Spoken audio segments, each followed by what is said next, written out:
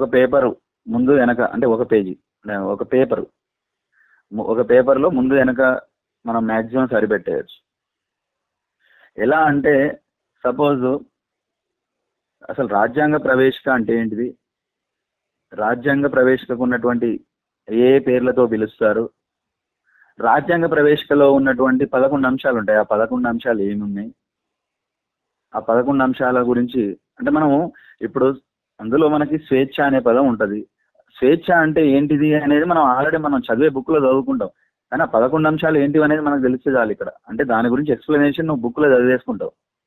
కానీ ఇక్కడ రాయడం ఏంటిది, సపోజ్ ఆ 11 అంశాలు సర్వసత్తాక, సామ్యవాద, ప్రజాస్వామ్య, గణతంత్ర, లౌకిక, ఈ 5 పదాలు ఉన్నాయనుకోండి. ఈ 5 పదాల గురించి డిస్క్రిప్టివ్ అంటే మొత్తం వివరణ ఆల్రెడీ నువ్వు పుస్తకాల్లో చదివి ఉంటావు. ఇక్కడ జస్ట్ ఏంటిది, నువ్వు ఆ పదాలు మెన్షన్ చేస్తావు. ఆ పదాలు మెన్షన్ చేసి సపోజ్ ఫస్ట్ 5 పదాలు చెప్పినా కదా నేను, ఈ లౌకిక అనే పదము ఏ రాజ్యాంగ సవరణ ద్వారా చేర్చడం జరిగింది బ్రాకెట్లో రాసుకుంటావు. 1976 42వ రాజ్యాంగ సవరణ. అంటే ఈ 11 అంశాలు మామూలుగా మనము డిస్క్రిప్టివ్ రాసుకుంటే 2 పేజీలు రాయొచ్చు. కానీ మనము జస్ట్ ఒక పేరాలో 11 అంశాలు రాసుకుంటాం. ఏ అంశము ఏ రాజ్యాంగ సవరణ ద్వారా చేర్చడం జరిగింది అనేది జస్ట్ బ్రాకెట్లో రాసుకుంటే సరిపోతుంది. తర్వాత కోర్టు తీర్పులు, ఈ రాజ్యాంగ ప్రవేశిక రాజ్యాంగంలో అంతర్భాగం కాదా అని చెప్పేసి కోర్టు తీర్పులు ఉన్నాయి. కోర్టు తీర్పులు ఇప్పుడు సపోజ్ బేరుబారి కేసు ఉంది. బేరుబారి కేసు రాజ్యాంగ ప్రవేశిక రాజ్యాంగంలో అంతర్భాగం కాదా, అవునా కాదా అనేది డిస్క్రిప్టివ్ మనకి అక్కడ చదివేసి ఉంటాం. కాబట్టి జస్ట్ మనము రాజ్యాంగ ప్రవేశిక రాజ్యాంగంలో అంతర్భాగం కాదు అని చెప్పినటువంటి సుప్రీంకోర్టు తీర్పులు ఏమున్నాయో జస్ట్ 2 లైన్స్ ఏ కేసులు ఉన్నాయనేది జస్ట్ రాసుకున్నాం. బేరుబారి కేసు రాసుకున్నాం జస్ట్. అదేవిధంగా రాజ్యాంగ ప్రవేశిక రాజ్యాంగంలో అంతర్భాగం అని చెప్పినటువంటి కేసులు ఏమేమి ఉన్నాయి, suppose Kesavananda Bharati case, LIC of India case, Minerva mills case, ఇలాంటివి వాటి గురించి ఆ కేసుల విషయంలో ఏమేం జరిగింది అనేది మనం అక్కడ చదువుకుంటాం. జస్ట్ అంతర్భాగం అని చెప్పిన కేసులు ఏమున్నాయని జస్ట్ పేర్లు రాసుకుంటాం అంతే. దాని వెనక బ్యాక్గ్రౌండ్ అంతా అక్కడ చదివేసుకుంటాం స్టోరీ లాగా. సో ఈ రాజ్యాంగ ప్రవేశిక అనే అంశాన్ని మనం ఏం చేయొచ్చు అంటే సింపుల్గా ఒక పేపర్లో నోట్స్ రాసుకోవచ్చు. అంటే ఇక్కడ 5 పేపర్లు ఉన్నదాన్ని మనం ఒక పేపర్కి మార్చేస్తున్నాం అంటే 4 పేపర్లు సేవ్ అయింది. సో 1/5 అంటే 2000 పేజీలు ఉన్నదాన్ని మనము ఒక 100 పేపర్లు అంటే 200 పేజీలు వస్తుంది. 200-250 పేజీల్లో మనకి మంచి బ్రహ్మాండమైనటువంటి నోట్స్ తయారవుతుంది. ఒక 200 పేజీల నోట్స్ని మనం ఏం చేయొచ్చు, ఒక 3-4 గంటలు కూర్చుంటే రివిజన్ చేయడానికి అవకాశం ఉంటుంది.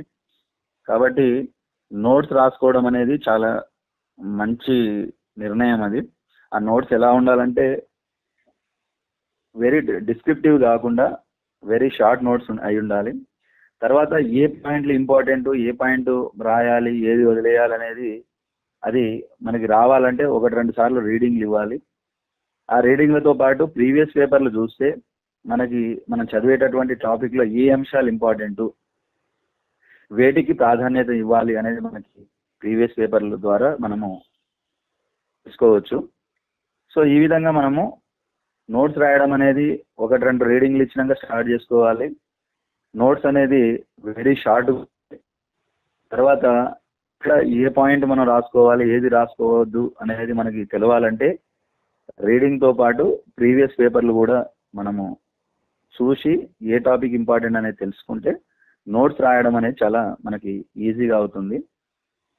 అదేవిధంగా నోట్స్ రాసుకుంటే మన ప్రిపరేషన్ మ్యాక్సిమం అయిపోయినట్టే. అంటే మనం నోట్స్ రాయడం అంటే అంత ఈజీ కాదు. అంటే రాసుకున్నామంటే బాగా అర్థం చేసుకునే రాస్తున్నాం కాబట్టి దాదాపుగా మన ప్రిపరేషన్ అనేది పీక్ స్టేజ్లోకి వెళ్ళిపోతుంది. తర్వాత మనం జస్ట్ రివిజన్ మాత్రమే చేసుకుంటే దాదాపు మన ప్రిపరేషన్ మనం చాలా బాగా డెప్త్గా ఉన్నట్టే అర్థము. సో ఈ విధంగా ఇప్పుడు నేను ఏవైతే అంశాలు చెప్పానో వాటిని బేస్ చేసుకొని నోట్స్ రాసుకోవడం వల్ల మనము 1-2 సార్లు ఎక్కువ సార్లు రివిజన్ చేసుకునే అవకాశం ఉంటుంది. మనకి టైం సేవ్ అవుతుంది. అదేవిధంగా ప్రెషర్ తగ్గుతుంది మన మీద. అదేవిధంగా నోట్స్ రాసేటప్పుడు ప్రతి అంశాన్ని క్షుణ్ణంగా చదివి రాసుకుంటావు కాబట్టి సబ్జెక్ట్ మీద కమాండ్ కూడా పెరుగుతుంది. మామూలుగా ఒక పుస్తకాన్ని లైట్గా చదివేసి వదిలేయడం వేరు, నోట్స్ రాసుకోవడం వేరు. కాబట్టి నోట్స్ రాసేటప్పుడు ఆ టాపిక్ మీద ఆయనకు బాగా కమాండ్ పెరిగిపోతుంటుంది, ఆయనకు తెలియకుండానే నాలెడ్జ్ ఇంప్రూవ్ అవుతుంది. రేపు నువ్వు ఎగ్జామ్ పోగానే డైరెక్ట్ ఆన్సర్ నీకు తెలిసి ఉండకపోవచ్చు, కానీ నోట్స్ రాసుకున్నావు కాబట్టి కంపల్సరీగా నీకు ఆ టయానికి ఎలిమినేషన్ ద్వారా నువ్వు ఎగ్జామ్ని సక్సెస్ఫుల్గా రాయగలుగుతావు. సో ఇది నా విషయంలో నాకు బాగా హెల్ప్ అయింది. ఎందుకంటే 2015 డిసెంబర్ 31 ఫస్ట్ నోటిఫికేషన్ వచ్చింది గ్రూప్ 2. తర్వాత ఎగ్జామ్ పోస్ట్ పోన్ అయ్యి మళ్ళీ నోటిఫికేషన్ వచ్చింది. తర్వాత మనకి దాదాపు జస్ట్ 2 months టైం ఇవ్వడం జరిగింది. నా అదృష్టం ఏంటంటే నేను ఇంతకుముందే నోట్స్ రాసుకోవడం వల్ల సెకండ్ టైం నోటిఫికేషన్ వచ్చినప్పుడు నాకు చాలా డిస్టర్బెన్సెస్ వచ్చినాయి. అంటే మన పరిస్థితులు ఎప్పుడు ఎట్లుంటాయో చెప్పలేము మనము. ఒక్కోసారి ఎగ్జామ్ ముందే రకరకాల కష్టమైనటువంటి పరిస్థితులు, క్లిష్టమైనటువంటి పరిస్థితులు, మనం ఇక కొన్ని చెప్పుకోలేనటువంటి పరిస్థితులు కూడా మనకి ఎదురవుతుంటాయి. సో అలాంటప్పుడు నాకు ఏమైందంటే ఆ ఎగ్జామ్ 2 months ఏదైతే ఉందో నేను కనీసం ఒక 10 రోజులు కూడా చదవలేకపోయాను.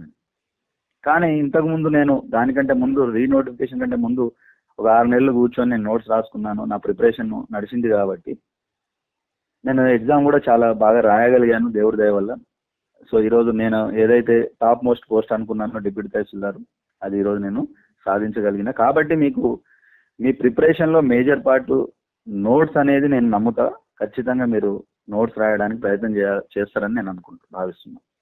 Thank you so much sir. Unacademy.